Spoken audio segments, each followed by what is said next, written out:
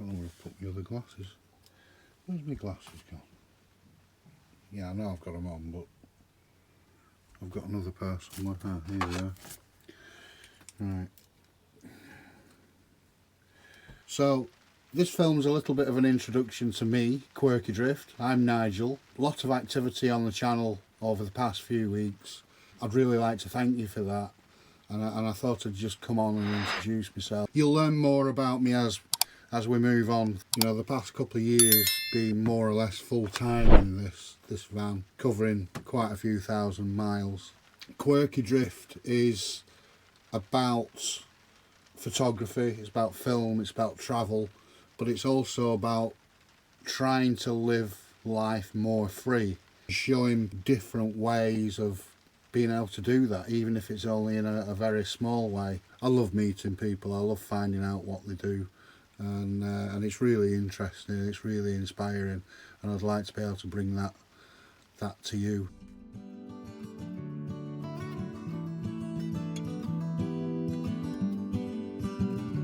Early sun and the biggest sky greets hills that I have ever seen. These old stone walls and the ones they're holding, the only place I wanna be.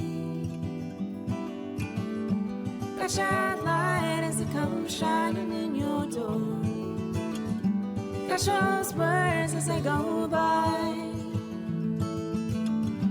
Catch that wave as it crashes over you, and keep the fire alive.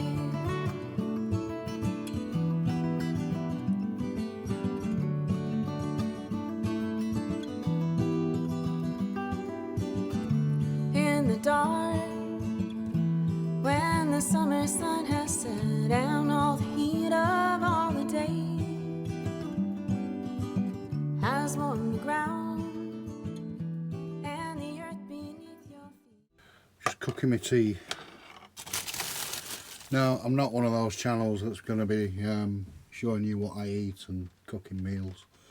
I was just getting some stuff out to make a stew, and I've been editing a video this week, the third episode with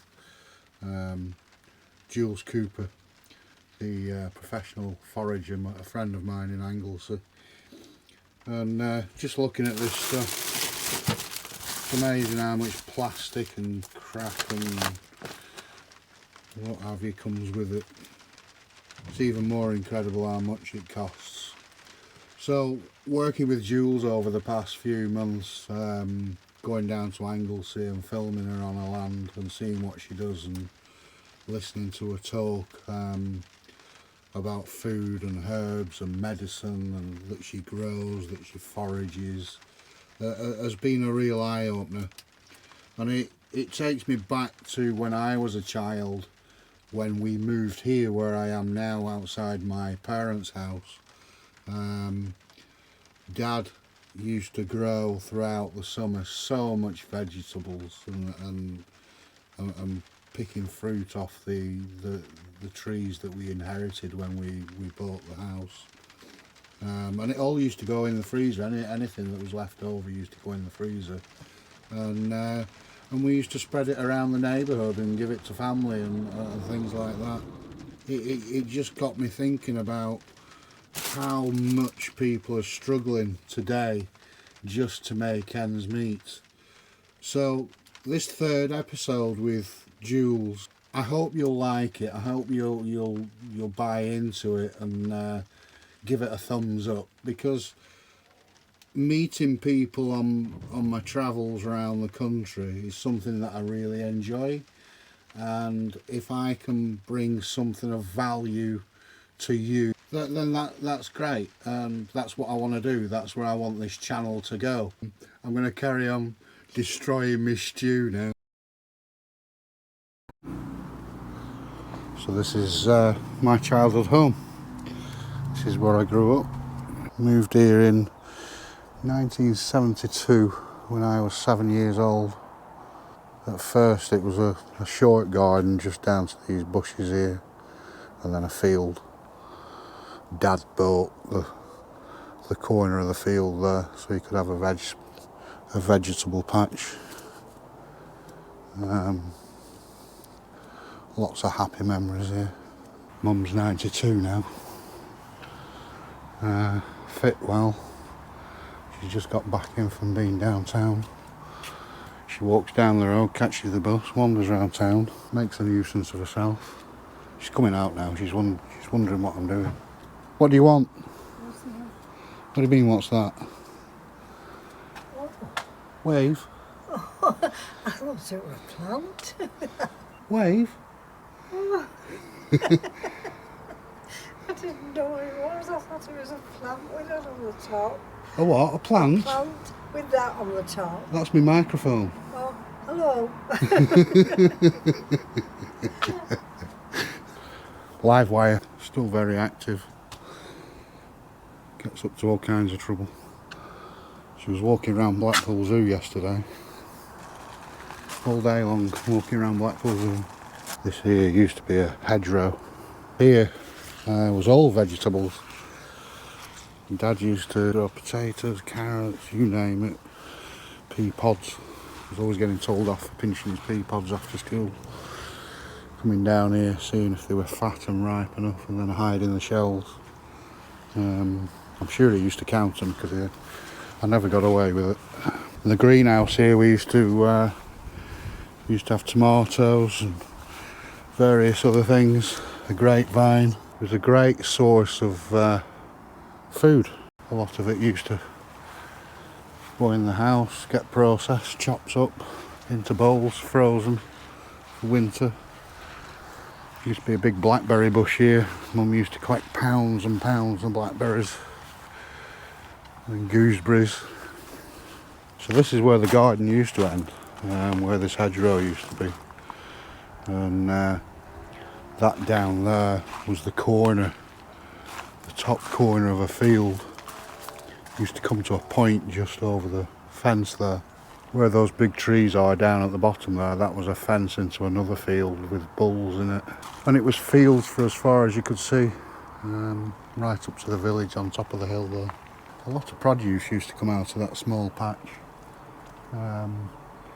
Not many people seem to do it today. I think it was something that stemmed from the war when they had food shortages. You know, my parents' generation were always growing things. So this next film with Jules Cooper, I think people like Jules are really important. In a way, we're at war with economics at the moment. Food prices are going through the roof. I came out of Tesco's the other day and I think I spent about 45 quid and got absolutely nothing. And if you can supplement your food free by foraging or growing your own, if you've got the space, then not only can you help yourself out, but you can spread it around. You can grow enough to help other people as well. So people like Jules doing what she does and teaching other people, I think is absolutely amazing. Please subscribe. It's very much appreciated, and it helps me to build the channel and bring you more content in the future. So thanks for being here. Thanks for watching this film. Don't forget to like it, and I'll speak to you soon.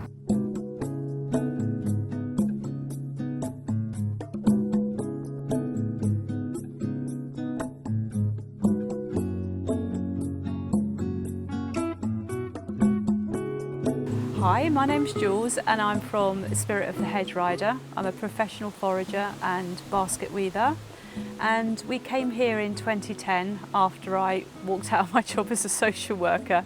I literally had enough, and I literally got out of my chair and I walked out and I said I wasn't going back, and I never did. And then I sold my house and then I moved here, and when we arrived I was really more interested in what was outside, and what we were greeted with was sheep on a very, very large sheep field, and I just thought, okay, that's fine. But then they left about 5 months later. They kind of went off to pastures new, which was nice for them. And then I ended up thinking, what can I do here? And the first thing that came to mind was planting trees. So then we got a tree grant from the Glacier Project, Better Woodland for Wales, and we started off planting our trees, and we started off with about 3,000, and then we've been going. And the woodlands that we grow here are perfect for my foraging workshops because they're very diverse. So we've got lots of like fruiting varieties that produce kind of like wild crab apples, pears and plums and hazelnuts and things like that. And then on the ground we've got lots of herbs, so for ground cover. So lots of medicinal food growing everywhere. And we've also planted Welsh fruit orchards as well, which is quite nice. Yeah, so some of the things we've trialled with and played with are things like fruit leathers, which I always make. So how did you start this life of foraging and being interested in the woodland and the stories that you've been telling me about the different trees, the different fruits, the herbs? Where does all that come from?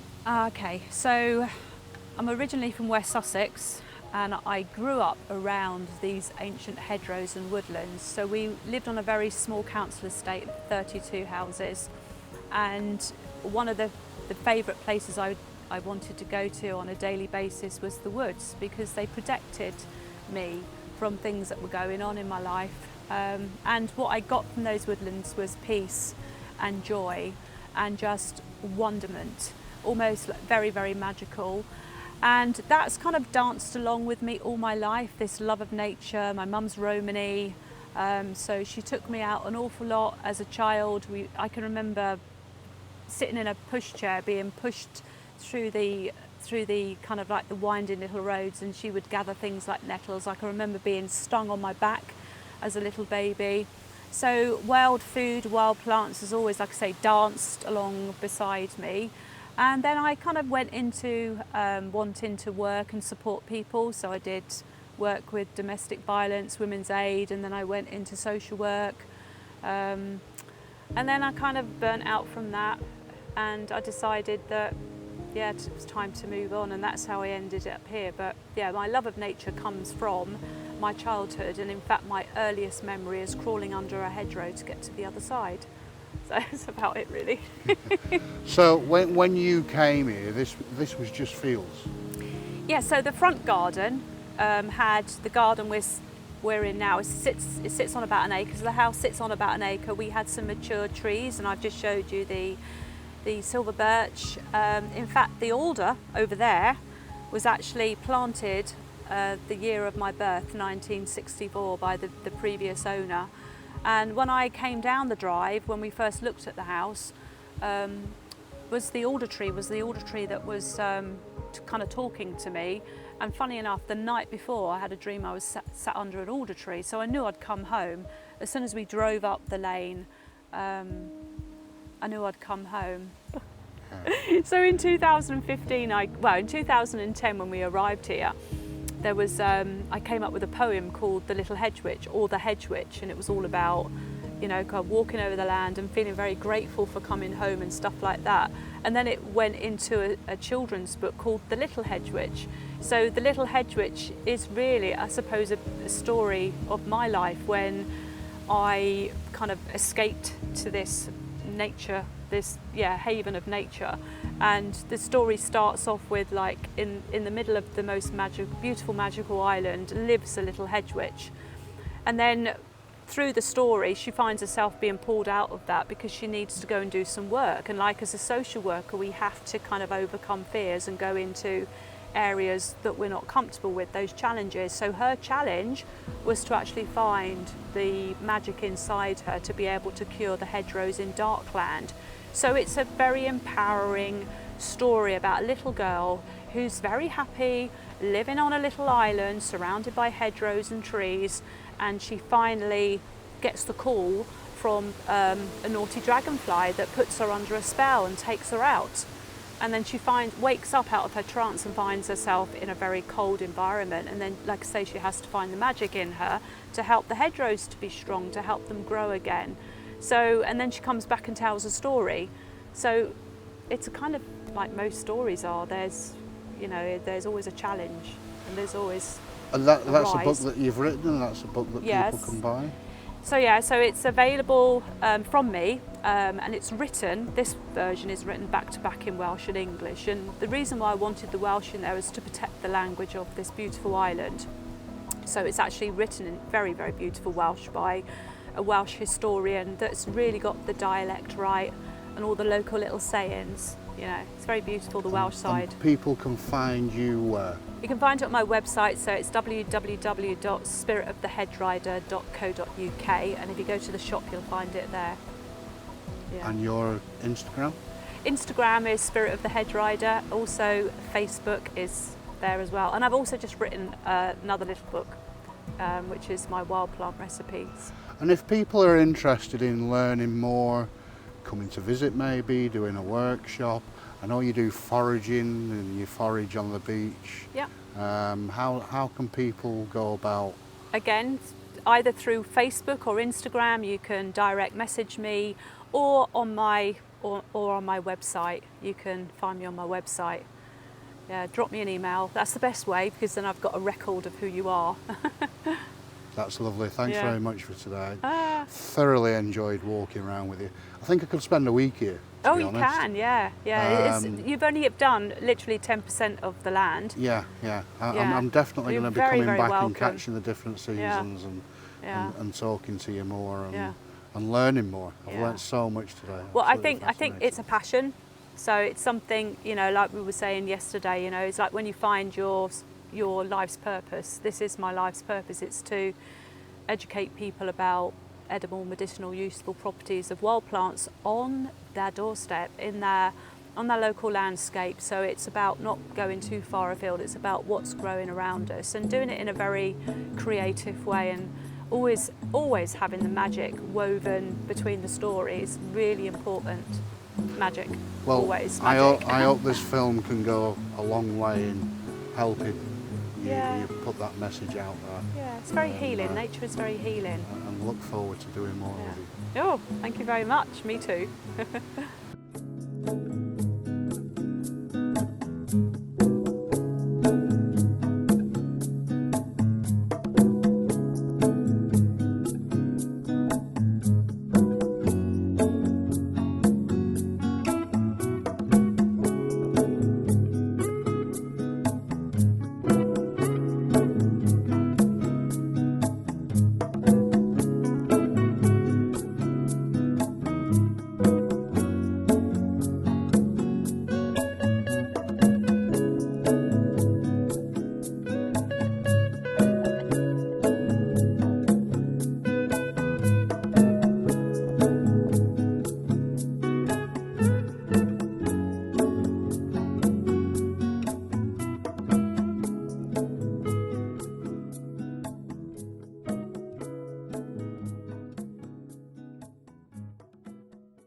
So it's a division.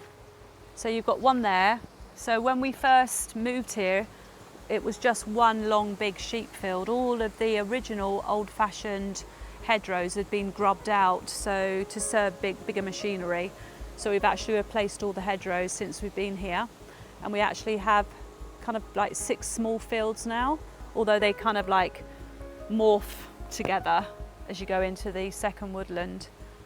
Yeah. And all of the willow that we grow here is grown for its weaving abilities as well. This is Salix purpurea, called Eugenie.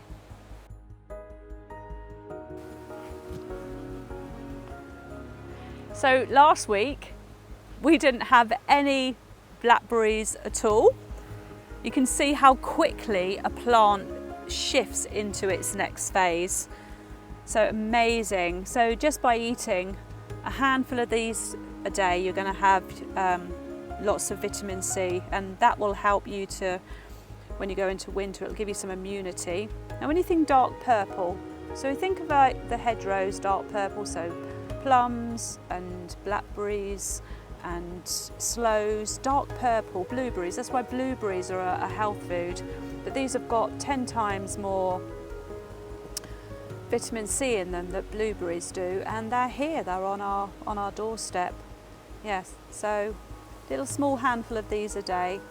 Try and get them at this time of the year, and by the time the colds start to come in, or the viruses, you're going to have lots of lovely immunity against them.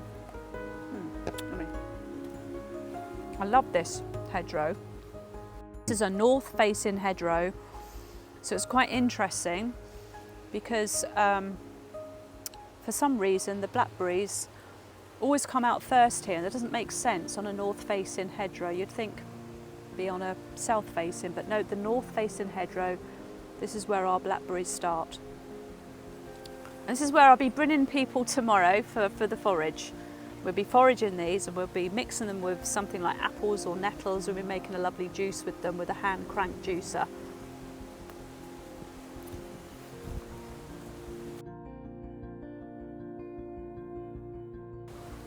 God, there's loads.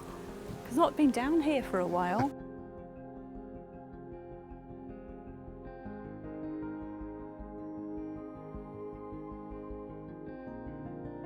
So although we don't have time today, this is the enchanted woodland. So this is the woodland that actually has the most trees. It's huge. Just gonna walk through. Yeah, it's absolutely huge.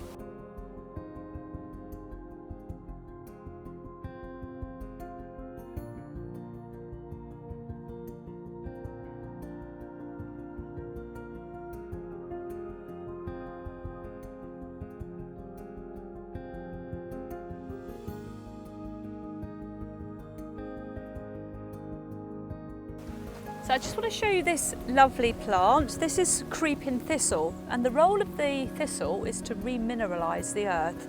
So if you've had like years of the land being compacted, in come the thistles and they start to send medicine down and it remineralises. And as you can see, they're over there, they've kind of turned into their seed phase, and those make incredible tinder for starting our fires. If you can remember the story about the tinder boxes. So you can have like a little jam jar, and once they're dried you put them in there and you can use them for starting fires or firing up your storm kettle. But what I'm interested in this time of the year are these incredibly fragrant flowers of the creeping thistle. If you'd like to smell it, it should smell like honey. Yeah, okay, yeah. So these are edible, but we have to be very careful when we eat them. So we would literally be opening them up like that and then pulling out all of the inside, leaving this hard scaly bit behind, and then we can just eat them. They taste like honey, but the other good thing is they clean the mouth, and if you give them to children, we can tell children they're eating natural chewing gum, because after we've chewed this for long enough, it actually ends up looking like a bit of chewing gum. So we chew it for as long as we've been inspired to chew it, and while we're chewing it, it's giving our mouth a really good clean. So its cultivated cousin is the artichoke. We've got an artichoke, a proper artichoke over there, or what we call a cultivated one. So this is the wild cousin of the artichoke.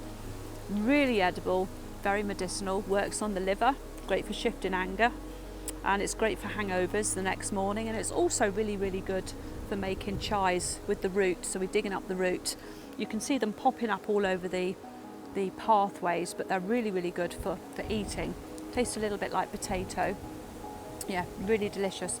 And making tea with them, oh my goodness, if you make a flower tea with the heads of this creeping thistle, the smell of the honey coming through it is amazing. And it's absolutely covered sometimes in butterflies, so it's definitely a butterfly plant. You can see the little seed heads are starting to blow.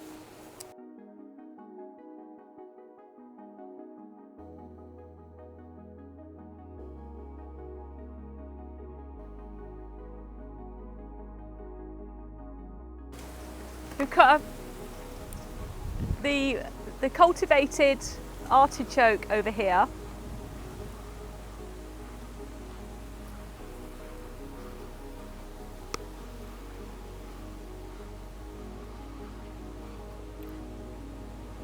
So you can see some thistles are a bit bigger. They go up in stages. This is another thistle, really beautiful. And then when you look over here, you can actually see the cultivated thistle, or the globe artichoke, as they call it. You can see the similarity, you can see how they've evolved onwards.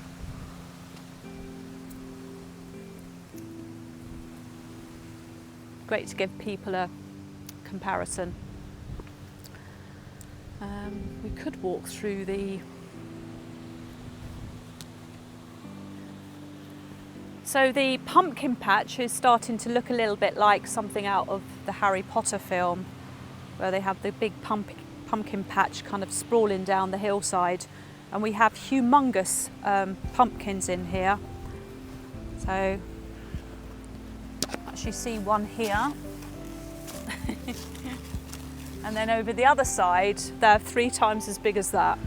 So you can walk through the, don't tread on the pumpkins. Look at them.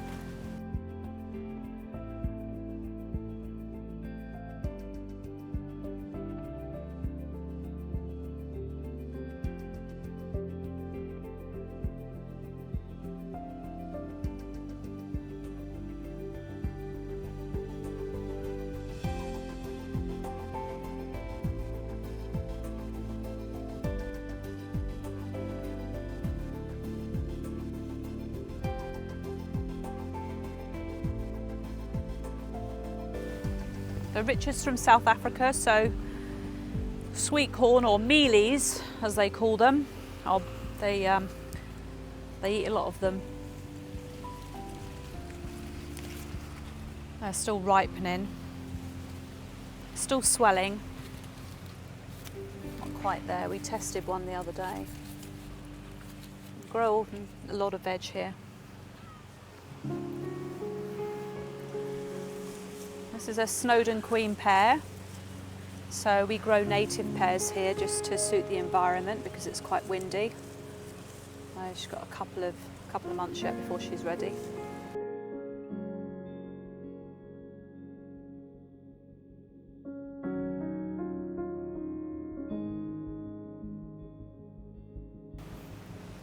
Compost loo.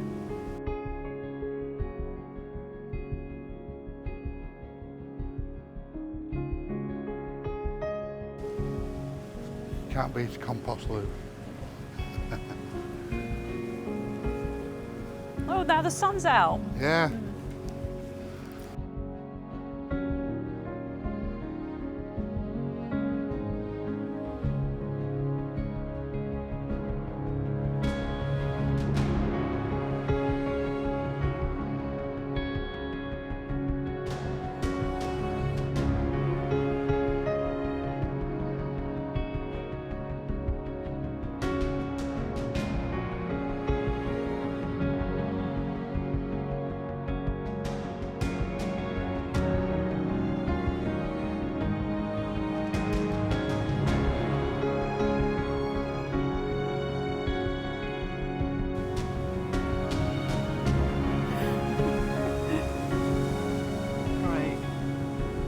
Totally free range.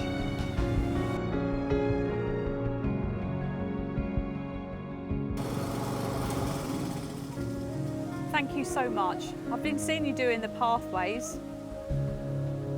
Exhausted. So this is a really gorgeous rose called Rosa rugosa. She's a naturalised rose, so she's not entirely wild, but she has incredibly spicy smelling flowers. Let me just try and pull her off there. I have to use my knife. There we are. Yeah, so she actually smells really spicy. So when you have, all roses are edible. So, but the ones that smell really nice are going to have a better fragrance to cook with.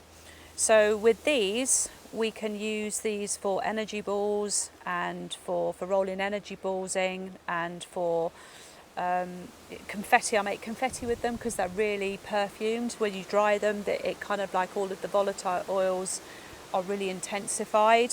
So her Latin name is Rosa rugosa. So she's not the little wild rose, which is Rosa canina. This is Rosa rugosa, also called the apple rose, because she has these large hips.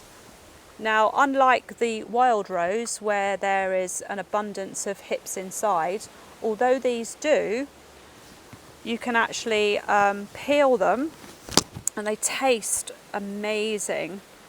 You can actually peel them like this and then eat this little bit here, just avoiding all of those. If there's a little bit of like hairs on them, just get rid of that. But really tasty, and we can make them into soup. So there's a lovely recipe in my recipe book, which we mix them with beetroot and make a superb, almost like an Asian style soup with beetroot and rose hips. Very, very tasty. But again, what we said before, flowers, roses, flower of the heart. She's got thorns, so again, she's a no-nonsense girl. She lets you know when she means business. But yeah, so the Rosa rugosa provides us with lots of roses throughout late spring and summer and into early autumn, which we're in. But yeah, beautiful. Very edible, very medicinal, very fragrant. Into my basket she goes.